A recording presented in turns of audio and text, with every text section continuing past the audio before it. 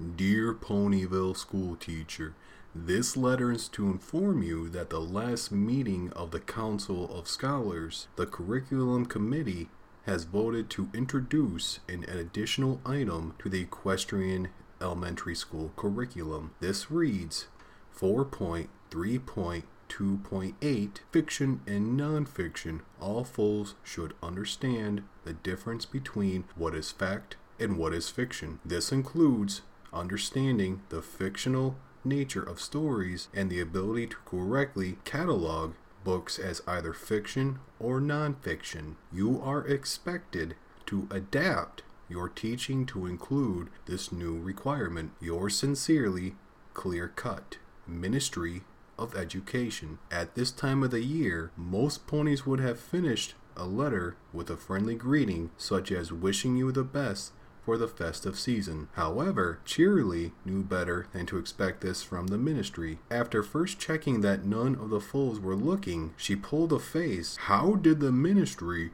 expect her to do this? These stupid bureaucrats had not the slightest idea what young foals were like, had they never set hoof in a classroom themselves. However, she knew she had to at least make a nominal effort to comply. The ministry could inspect the school and audit her teaching plans at any point. It was the last day of school before the break for Heart's Warming. Her class was not doing any difficult schoolwork, but were drawing pictures and making decorations and cards. And chatting with their friends, she could hear Diamond Tiara talking to Silver Spoon. The pile of presents is so high, you can barely see the tree. Daddy must have spent at least 1,000,000 bits on it. And we have flashing fairy lights all around the edge of the house. And the teacher walked across the room to a bookshelf and pulled off all the books, letting them fall on the floor. She then took a pencil in her mouth and labeled the shelves fiction and nonfiction. When ready, she stomped a hoof and called her class over. Okay, every pony, let's play a little game with the books. That is the books which are telling a story some pony had made up on one shelf, and then all the books which are nonfiction, that is, the books describing true facts, on the other shelf. Who wants to start? Ooh, me! Little Noi, an earth pony filly with a pale coat, jumped forward excitedly and picked up a book in her mouth. It's my favorite. The story's about Flutterilla. It's about a little filly who wants to go to the ball, but she can't because her house shoes don't fit, or something. And then there's something about a pumpkin, and then she becomes a princess. The end. So is this fiction or non-fiction? Asked Cheerilee. Is it a story which some pony made up, or is it something which actually happened? Noi considered this. It's a story, she concluded. To become a princess in real life, you have to be brainy and study super hard like Princess Twilight. Very good. Cheerilee took the copy of Flutterilla and placed it on the fiction shelf. Who wants to go next? A little lavender filly with a turquoise mane stepped forward with a copy of Elements of Euclidean Geometry. This has to be nonfiction. It's so boring. No pony would ever make a story of it. That's right, Aurora. Cheerilee shelved the book. This one is nonfiction. Now can some pony find another fiction book? The foals played along nicely, selecting books one by one, and each time they had a short discussion about whether it was fiction or fact. Pipsqueak selected Adventure of Hoofbeard the Pirate, which it was decided was fiction. Sweetie Belle offered Concise Equestrian Dictionary, which was shelved as nonfiction. The shelf soon began to fill up. Cheerilee was pleasantly surprised at how smoothly the exercise was going. She wondered if any of the foals would notice that all the fiction titles had red stickers on the spines, while the non-fiction books were marked by green stickers, a labeling system common to all pony schools using ministry-approved stickers. As in all educational matters, the ministry had the final say as to what was a story and what was fact. Some titles, however, proved to be more difficult to classify.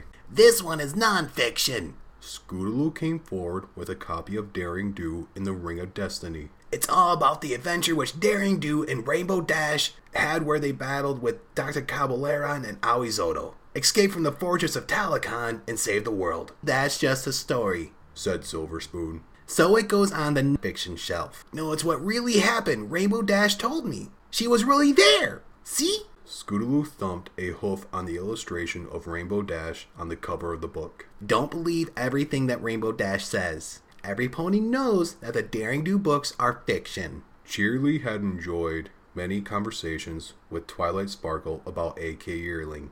Therefore, she could see Scootaloo's point, but Silver Spoon was right. The Daring Do collection were labeled with a red sticker. She was fairly sure neither the Ministry nor A.K. Yearling's publisher would approve a reclassification. She beckoned Scootaloo over to her side and then bent down and whispered in her ear, This is a special sort of fiction. We will call it secret fiction, as the fact that is true is a secret. Scootaloo seemed to like this explanation. She took the book and placed it on the shelf with the other red stickers. Scootaloo then returned with another favorite book. But this one is real. But this one is real nonfiction. She held up a book simply entitled The Sonic Rainboom. It tells you everything about Rainbow Dash, Sonic Rainboom, the history, the science, everything, with full color and illustration. Cheerilee agreed that the Sonic Rainboom was an official nonfiction. The shelves were nearly full now when Apple Bloom came forward with a copy of The Night Before Hearth's Warming. Cheerilee noted the red sticker on the side and chided herself for not seeing this one coming. This one is nonfiction, said Apple Bloom. It tells all about Santa Hooves and where he lives on the North Pole and delivers presents to all the fillies and colts every housewarming eve. How he gets into your house down the chimney, and how he has a list of all the fillies and colts saying whether they've been naughty or nice. And if you've been naughty, then you get a piece of coal. That's nonfiction, agreed Sweetie Belle. It's what actually happened, so it's not a story. The rest of the class nodded in agreement. Cheerilee let her eyes switch between faces and the red sticker. Actually, this one's fiction, she began. The foals looked at her with astonishment. How come? Asked Apple Bloom. But Santa Hooves must be real, or where do all the presents come from? Well... Cheerilee made a decision. It was the first time these foals learned about the truth, about Santa Hooves. The story isn't entirely true. You see, I've known a lot of foals over many years. Many of them were nice, but some of them were naughty. Some of them were very naughty, but Santa always delivered presents to them all. I've never known any pony receive a lump of coal. The foals were all quiet, genuinely shocked that their school teacher could contradict the version of the truth which had been repeated to them so many times. But none of them could challenge Cheerilee's empirical evidence. The truth is, this is just a story that parents tell their little foals. But Santa is actually so nice, he delivers presents to all the foals even if they don't deserve it.